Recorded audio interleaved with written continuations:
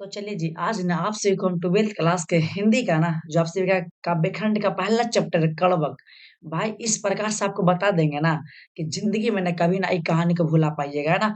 बिना बुक देखे हुए तो हन्नी के अपन भाषा में समझा दूँ एकदम देहाती भाषा में, तो क्लास के पूरा देख लिया।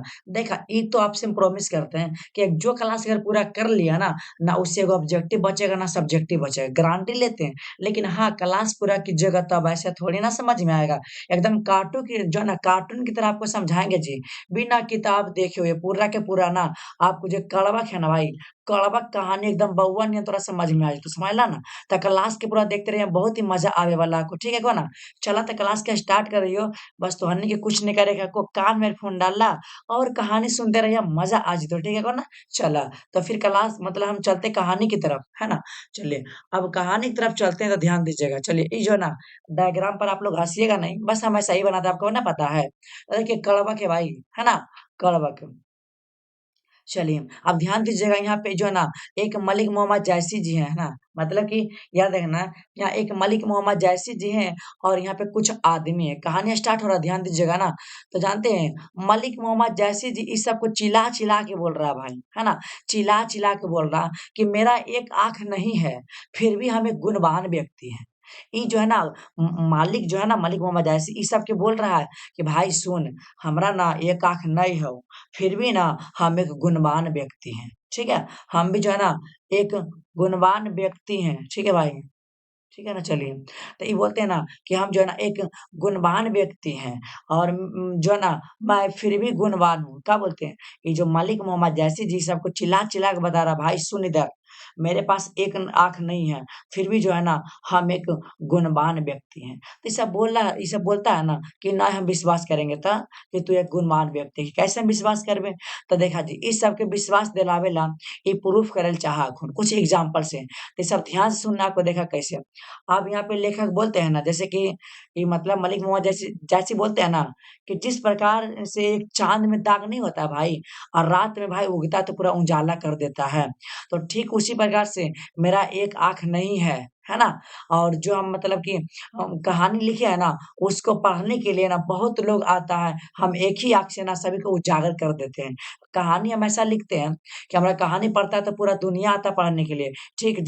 जिस प्रकार से चाँद में कोई दाग रहता है ना, तो रात में उगता है तो नहीं होता है भाई पूरा मतलब कि इंजोर कर देता है, ना जी? तो वही बोलते हैं। तो कहा ठीक है, हम इससे संतुष्ट हैं और एग्ज़ाम्पल बताओ? तो ये बोलते हैं ना जैसे कि आम, अब आम कहने का मतलब बताइए, जिस आम में ना भाई जैसे कि जो दाग वो लगता है ना, जब तक वो आम में दाग नहीं लगेगा ना भाई, तो वो सुगंधित होबे ना करेगा, बढ़िया होबे ना करेगा, है ना? मतलब कि ये बताना चाहते हैं अपना आँख से कि मेरे अंदर एक दाग है, आँख है ना भाई, है ना? फिर भी हमारा आँख को देखने के लिए पूरा दुनिया आता है देखने के लिए, है ना? कि मतलब हमें कविता लिखी है ना, वो आगे बताएँगे, है ना? कि मेरे आँख को देखने बहुत दुनिया आते हैं, अच्छा लगता है, ठीक है? जिसमें कमी रहता है उसी को दुनिया बोलता है भाई, तो एकरा में कमी नहीं है आम में। जब तक दाग नहीं लगती ना आम में जी, तो वो अम्मा मीठा होबे नहीं करती। कहा कि ठीक है, ये भी एग्ज़ाम्पल से हम समझ गए हैं। अब बोलता है एक आग देखिए और बोलता है कि समुद्र, जैसे कि समुद्र है ना भाई, समुद्र में कितना दम नमक घोल दिया गया विधाता, है ना? फिर भी बहुत ज़्यादा है, माने जिसमें कमी रहता है ना, उसको ज़्यादा पूछा जाता है। तो वही लेखक बोलते हैं ना कि मेरे अंदर एक आँख नहीं है, फिर भी ना हमको लोग मतलब जो है ना खोजते हैं, है ना? मतलब कि हमको मतलब याद करते हैं। इस मतलब एग्ज़ाम्पल दे रहे हैं, ठीक है? समुद्र और ये भी बताए थे कि जब सुमेरु पर्वत पे ना जब जो थे ना शंकर भगवान त्रिशूल अपना गिराए थे ना, तब सोना में बदल गया था भाई। याद रखना, सुमेरु पर्वत पे शिव जी माने शंकर जी, है ना? अपना त्रिशूल इस बार गिराए थे, तब जो है ना सोना में बदल गया था भाई। देखिए, जब तक आप लोग ना माने कि जो है ना क्या बोलते हैं कि काँच को मतलब ना तपाइएगा ना भाई, है ना? चलिए, तो वो ना मतलब काँच के समान ही रहता है ना, उसको सोना नहीं बदला जा सकता है, ठीक है? कंचन को, ठीक है? कंचन को जब आप ना तपाइएगा ना, माने कंचन जो है ना ध्यान दीजिएगा ना, कंचन को यहाँ पे किसी का नाम नहीं है, कंचन को जब तक आप लोग गर्म नहीं कीजिएगा ना, तो वो काँच के समान ही रहता है। किसके समान रहता है भाई? काँच के समान रहता है। तो जैसे ही कंचन को अगर जो है ना धिपा देंगे, तो आपका सोना बन जाएगा जी। याद रखना कि कंचन को जब तक उसमें आग में मतलब नहीं तपाया जाता है, वह काँच के समान ही रहता है। जैसे तपा देते हैं ना, तो वह सोना में बदल जाता है। और इसमें लेखक कहते हैं कि हमारा आँख जो है ना मतलब ये जो लेखक है ना अपना आँख की तुलना दर्पण से करते हैं। अब बोलता है कि काहे किया तुम बताओ? तुम अपना आँख की तुलना इस सब से किया हम मंज़ूर है। चाँद से किया, आम से बताया, समुद्र से किया, हम संतुष्ट हैं। लेकिन तू आखिर दर्पण से काहे कर दिया भाई? त ई जो है ना मलिक मोहम्मद जायसी जी बोलते हैं कि ले सुन इधर, कि हम अपन आँख के माने एक आँख की तुलना हम दर्पण से इसलिए किए हैं कि जिस प्रकार से दर्पण में ना रूपवान व्यक्ति अपना-अपना जो है ना जुल्फ़ी झाड़ने के लिए आता है ना जी, मतलब अपना-अपना केस देखने के लिए नहीं आते हैं, मुँह-माँ देखने के लिए आते हैं। त ठीक उसी प्रकार से हम जो है ना मेरे एक आँख नहीं है ना, फिर भी हम एक कविता ऐसा लिखेंगे ना कि हमको एक आँख देखने के लिए सभी लोग आएगा कि कौन आखिर जो है ना ये कविता लिखा है जी। वो कविता का नाम प्रेम के पीर के कविता। ये जानते हैं पहला कड़वक में यही है जी, है ना? पहला कड़वक में आपका यही कहता है। देखिए अगर पहला कड़वक की आता है ना आपके एग्ज़ाम में आएगा कि पहला कड़वक का भाव संदर्भ लिखें, इसके बारे में बताना। तो बस आपको बताना है कि पहला कड़वक में मलिक मोहम्मद जायसी कहते हैं कि मेरे एक आँख नहीं है, फिर भी मैं गुणवान हूँ। जिस प्रकार से चाँद में एक दाग होता है, तो जो है ना मतलब रात में जो मतलब कि फैला देता है ना, रोशनी देता है और जिस प्रकार से आम में जब तक दाग नहीं होता, वो आम मीठा नहीं होता है। और एग्ज़ाम्पल दिए हैं कि जब तक समुद्र जैसे कि समुद्र में बहुत सारा नमक है ना, तभी तो बहुत मतलब नमक है, तभी तो बहुत सारा है भाई, अपार है एकदम ढेर सारा है। तो ठीक उसी प्रकार से मेरा आँख भी है। माने बस यही बताना है कि पहला कड़वक में लेखक अपना जो है ना आँख के बारे में बताते हैं और किससे तुलना करते हैं ना, ये सब आपको बता देना है। बस पहला कड़वक के भाव संदर्भ आएगा ना लिखने के लिए, तो बस यही लिख दीजिएगा और आता आपका 5 नंबर का आता है, पहला कड़वक के बारे में बताना है। तो बस यही बता देना है, ठीक है? और जिनको नोट्स लेना है ना, वो मेरे नंबर पे मैसेज कर दीजिएगा, आपको फ्री में नोट्स दे देंगे, है ना? तो पहला कड़वक तो समझ में आ गया। आप जानते हैं दूसरा कड़वक में जो है ना ये जो कविता लिखे थे प्रेम के पीर कविता। कौन कविता? मलिक मोहम्मद जैसी जो है ना प्रेम के पीर कविता के बारे में दूसरे कड़वक में बता रहे हैं। क्या बता रहे हैं? कहते हैं ना कि हमने जो एक प्रेम के पीर की कविता लिखा है, उसे ना भाई आँसुओं से सींचे हैं, बहुत मेहनत करके हम लिखे हैं भाई, है ना? मतलब कि रक्त के लेई से माने पूरा कठिन समय को जोड़-जोड़ कर भाई हमने प्रेम के पीर की कविता को लिखे हैं। तो ये सब प्रश्न उठा देता है। बोला कि रे भाई तू लिखा है, हम मानते हैं तू मेहनत करके लिखा, लेकिन तू काहे लिखनी हमरा ये बताओ? तो लेखक ही बोलते हैं ना मलिक मोहम्मद यासीन कि सुन रे भाई, हम देखा प्रेम के पीर कविता हम इहे को नहीं लिखा लियो। जैसे कि एग्ज़ाम्पल पहले समझाते हैं कि जिस प्रकार अगर फूल जो है ना मुरझा जाता है तो उसका सुगंध फिर भी रहता है कि नहीं रहता है? है ना? तो ठीक उसी प्रकार से हम जो है ना अगर हम मर भी गए हैं ना, तो हमारा कविता जो है ना इस जग में हमको ज़िंदा रखेगा जी। कहने का मतलब असली में नहीं, बल्कि अगर ये मर गई है ना, तो इसका जो कविता है ना प्रेम के पीर कविता, अगर कोई लोग पढ़ेंगे ना, तो हाँ, उसे प्रेम के पीर का अनुभव ज़रूर होगा जी। और ज़रूर बोलेगा कि हाँ, ये जो कविता लिखा है ना भाई, कोई अच्छा आदमी था। ये के बोलेगा? जो कविता पढ़ेगा वो। तब जैसे कि बोलेगा तब मतलब इसको याद किया जाएगा ना जी, कि हाँ, कौन लेखक लिखे प्रेम के पीर कविता। तो वही बताना चाहते हैं कि प्रेम के पीर कविता हम इसलिए लिखे हैं, क्योंकि अगर हम मर भी गए हैं ना, तो मेरा कविता इस जग में हमको ज़िंदा रखेगा। अगर कोई लोग मेरा कविता पढ़ेगा ना, तो एक बार शील चालन करेगा, अब बोलेगा कि हाँ, ये कविता के लिखल के। त कहा जी एकर याद अइतै कि नहीं अइतै? अइतै ना, तो ठीक उसी प्रकार से कहते हैं। तो ये जो चारों था ना बोला कि ठीक है, चलो हम समझ गए। देखिए रक्त के लेई से अगर बात करें ना, पूरा अगर इसका जो है ना सारांश की बात करते हैं, तो आपको बताना देखिए सारांश लिखना तो ऐसे लिखना है, ठीक है ना? कि मलिक मोहम्मद जैसे की एक आँख नहीं है, फिर भी जो है ना वह गुणवान है, ठीक है? और एग्ज़ाम्पल भी दिए थे ना जी, है ना?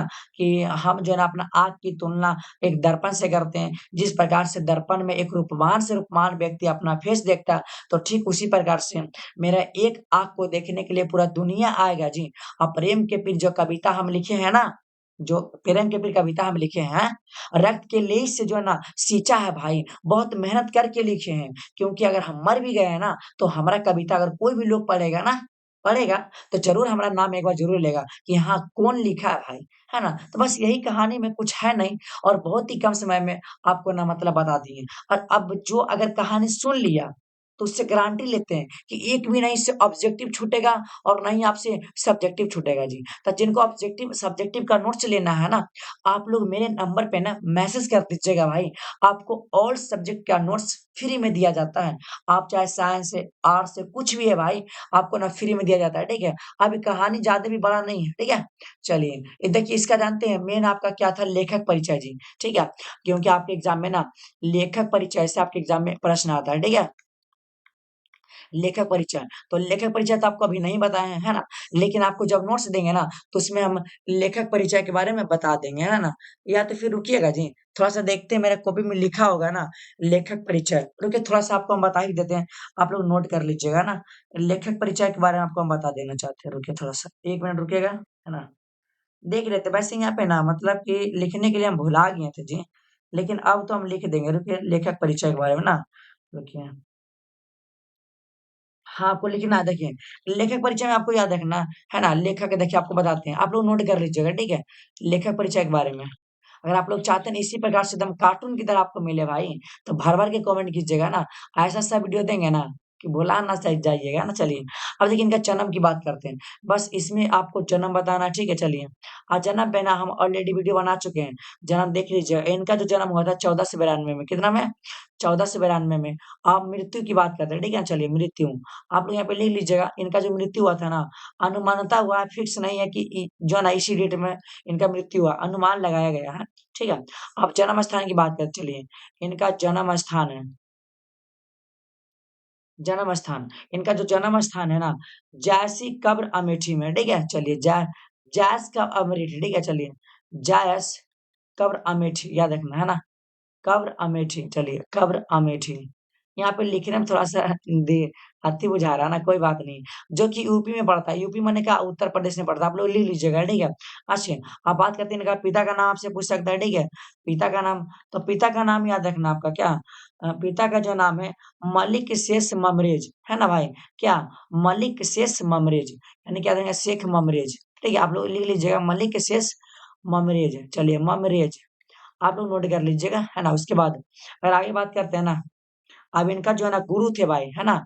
गुरु थे चलिए, अब इनका कुछ जो गुरु थे ना याद रखना, जो गुरु थे आपका शेख मोहदी, कौन है? याद रखना, इनका जो गुरु थे ना शेख मोहदी, यहाँ पे शेख होगा ना मोहदी, चलिए मोहिदी, मोहिदी, शेख मोहिदी या और इनका जो गुरु गुरु का नाम था ना और सैयद अशरफ जहांगीर, है ना?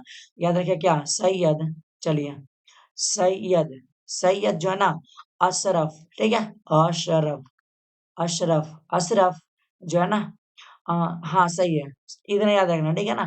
चलिए जहांगीर यहाँ पे लिख लीजिए जहांगीर, जहांगीर, इनका मतलब लेखक परिचय बता रहे हैं। अच्छा और इनका जो है ना एक व्यक्तित्व था भाई हम जानते हैं ना चेचक के कारण इनका रूपवान बाएं आंख से हो गए थे कौन सा आंख से याद रखना बाएं आंख से आपसे पूछेगा है ना कि मलिक मोहम्मद जैसी के कौन सा आंख खराब था तो बाएं आंख है ना मतलब चेचक हो गया था भाई इसकी आंख पर आंख नहीं बल्कि आंख तो खराब था ही लेकिन फेस पे ना चेचक हो गया था जिसके कारण से ये बाएं आंख से ना भाई वंचित हो गया माने कि इसके बाएं आंख नहीं है अब बात करते हैं इनका प्रमुख कृतियां प्रमुख रीतियाँ बोल देते हैं, पद्मावत जानते हैं बहुत फेमस है।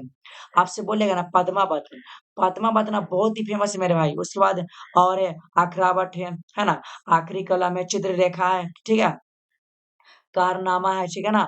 होलीनामा है, बहुत सारा क्या इतरावत है, प्रेम के पीर है, ये सब आप लोग ले लीजिएगा। बस लेखक परिचय में आपसे यही पूछ सकता है, लेखक का जन्म, मृत्यु, है ना? मतलब जन्म स्थान कहाँ ये पूछेगा और पिता का नाम, ठीक है? चलिए, यही सब आपसे पूछेगा और नहीं पूछेगा और गुरु का नाम क्या है और कौन सा अक्ष से वंचित हुए हैं, बाएँ अक्ष। बस यही याद रखना है, ठीक है? अगर इनका सब्जेक्टिव और ऑब्जेक्टिव का नोट्स लेना चाहते हैं ना, आप लोग मेरे नंबर पे मैसेज कर दीजिएगा ना, आपको फ्री में मिल जाएगा, ठीक है? चलिए। तो क्या कहते हैं क्लास को ना बंद किया जाना भाई और आप लोग ना डेली आइएगा 8 बजे डेली चलता है लाइव क्लास ठीक है 12th क्लास वाले जितने भी है ना 8 बजे आ जाइएगा तो आने के देहाती भाषा में पढ़ावाइयो ज्यादा रट्टा नहीं मारिए समझ ला ना तो क्लास के हम बंद करेंगे भाई ठीक है